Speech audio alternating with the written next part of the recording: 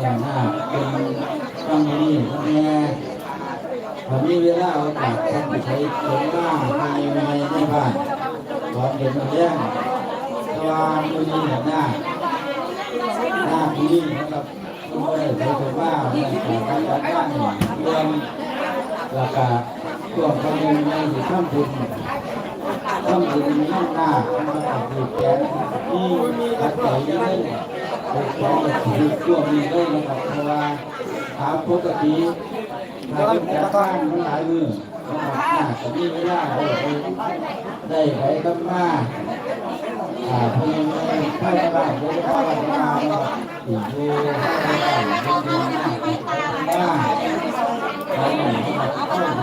าหนึ่งเข้าถึงต้นทุนเงินได้ถึงเงินเขาท่านถึงไม่เชื่อมันตัวหน้าที่ก็มีเรื่องครับมีดูผลก็รอไปเขาดูผลเลยเขาบวชเลยอันนี้ใครที่น้องบ้านห้องใส่ตัวอากาศให้ชวนมีเลยแขนนี่เล่นที่ช่องคือแขนให้ผู้บริหารหน้าที่ชวนมีเลยนะครับเพราะว่าแม่เจ้าก็ได้ทำหน้าล่าบวชพี่น้องทำมาห้องครับเอาคนดีไปก็ได้เด็กๆเนี่ยได้แล้วทำมาที่ไหนที่ไหนบ้างมีได้ไหมบ้างนั่นเดือนมีข้าวดินล้วนกันว่า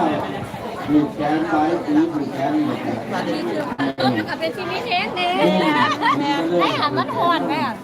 หลายจ้ะน่าจะเริ่มมีขาหมุดไม่ได้ไงแม่ที่บางหลวงลางครับ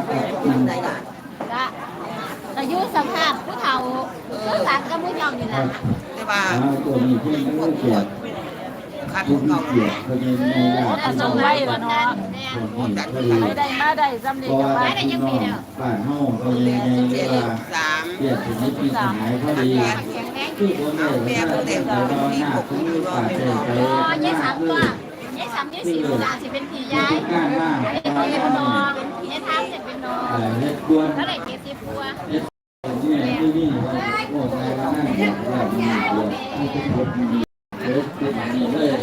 ดูเรื่องแต่เป็นกองบุญเป็นนี้ที่เกินลุงงานลุงเขาจะไปอาบน้ำก่อนแบบนี้ตั้งน้อยพลังไปเจ้าได้แห่จังม่วงวันนี้ในเวลาสิแห่พลังพระออกมาก่อนแห่เนี่ยบ่ายโมงว่าสั่นโอ้บ่ายโมงตีบ่ายโมงตายทุกคนว่าตายหรอว่าตายเนี่ยล่ะก็ตัวสิบวชได้บวชมื้อนี้ได้พิธีบวชยังบ่เร็วง่ายได้แห่ออกบ้านก็2-3 ชั่วโมงเลยเนาะบวช4 โมงได้บวช4 โมงกินน้ำเอิงมันยังมีมันหนวดพ่อในหมอนวดไม่เห็นดังเลยดังเลยยกมือเห็นก่อนเดียวนี่มาล่ะมันเห็นมันหัวเป็นปอดก็คือเห็นปอดนี่ได้ขออะไรของเงินเดือนได้พอของเงินเดือนหลานเดี๋ยวพอของมายกเดี๋ยวพอของเงินเดือนคนจะนี่ว่าคนจะได้แดงเนี่ยกันเนี่ยแต่ละเขาดันมันตัดแต่ดีไม่ได้ยอมยังไม่เอาไม่ยอมเขางอกละมันนั่นคอยว่ารักของท่านใจไปยิ้ม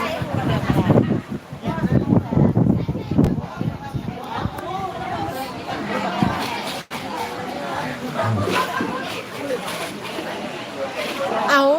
เต้าได้กินข้าวกินน้ำไปมามือดีนักชอบให้บ้านมันเชี่ยวให้กิน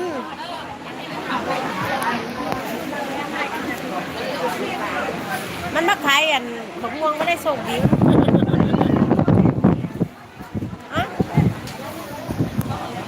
ครับ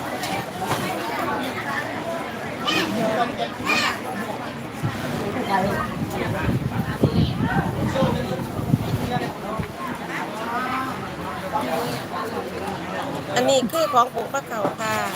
ก็เขาไอ้ภาควัน